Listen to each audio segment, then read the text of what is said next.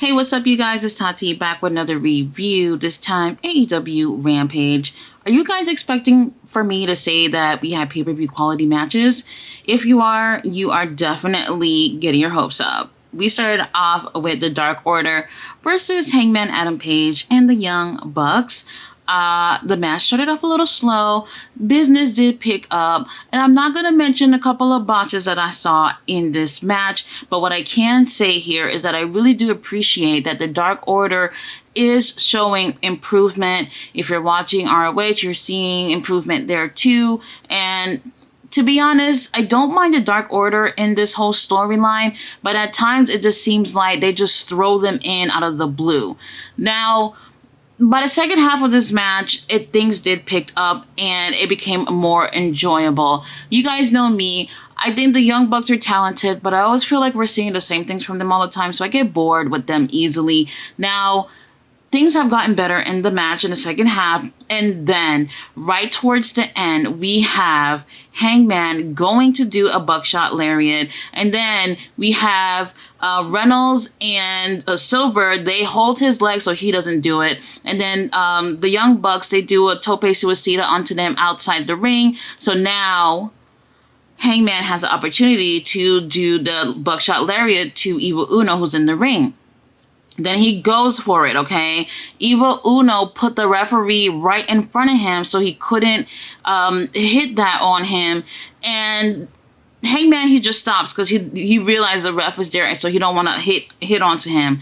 Then out of the blue, here comes Takeshita, okay? Takeshita comes. Referee is trying to get him away from the ring. And while that's happening, Evil Uno does something evil. He gives Hangman a low blow. And then after that happened, here comes Claudio Castagnoli giving Hangman an uppercut. And I'm just like, well, what the hell is going on?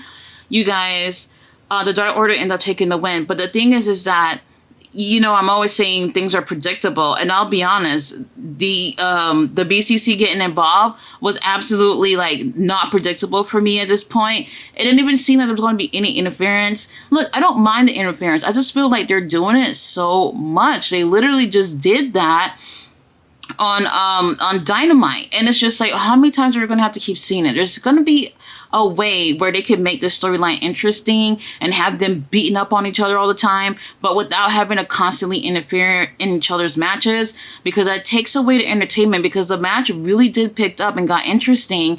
And it's like, when you bring in that interference, you took away what made the match interesting. And it's just like, now you forgot about the match, and now you're wondering, what is the BCC doing there? So that took away some points for me. I did enjoy the second half of the match, but that interference did throw me off. Now, Dark Order ends up winning. Claudio and Takesha's like, we're going to just beat up on these guys. But then here comes Kenny Omega with his chiseled abs coming with a chair, and he's shutting that shit down. And yeah, the BCC, they run and they don't want none of that smoke. So honestly, the interference thing is just becoming a little too repetitive.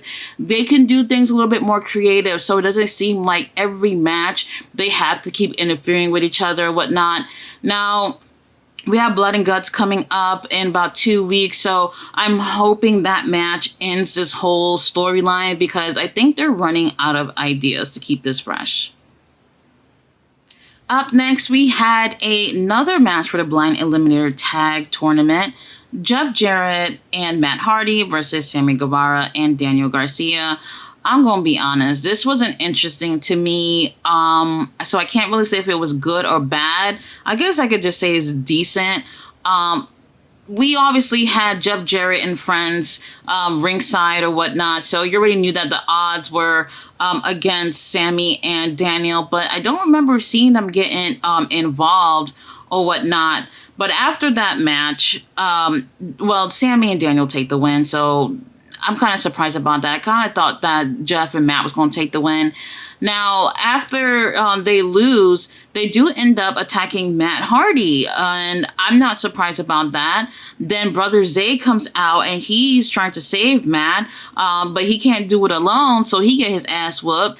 And then here comes Ethan Page, who comes and saved the day, and he's able to take out Sanjay and friends, and it's just like, okay, that's interesting.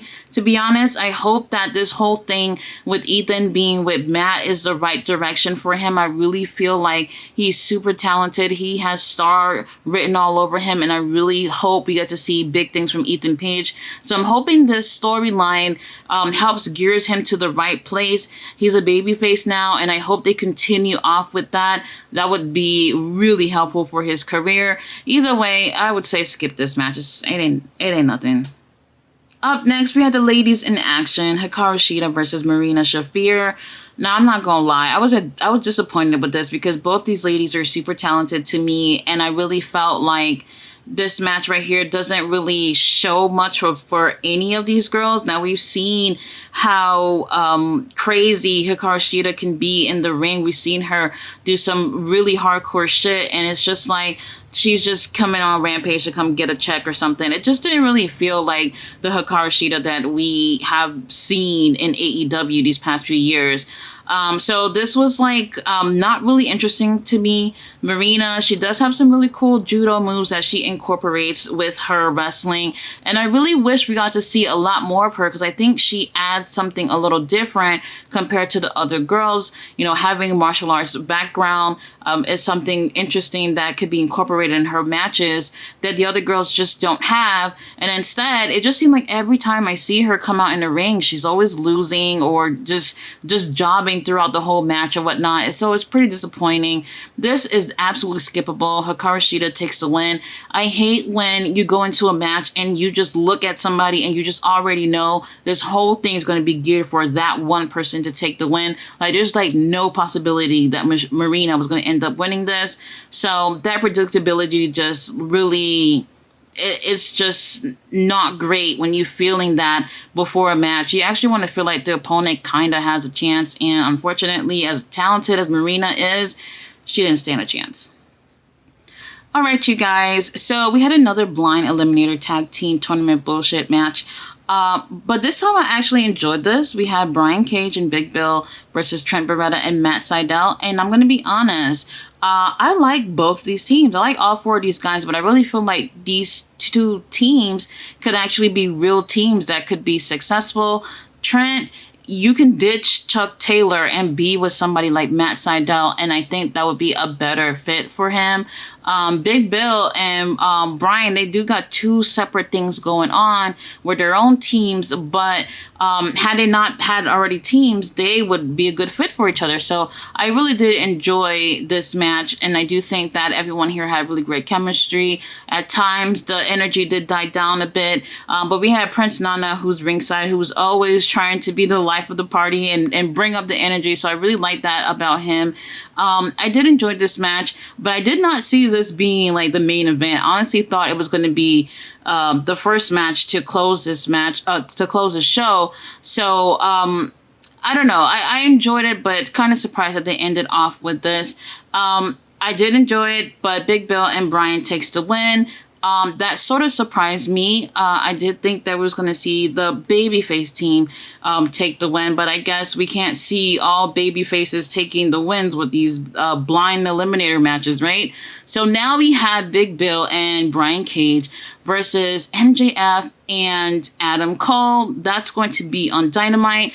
That's going to be really, really interesting to see all these guys in the ring together. So in the end, I think it pays off because we got another good match coming out with these two teams. So I ain't mad at it. We'll see what happens on Dynamite. I'm pretty sure MJF and Adam Cole's going to take the win.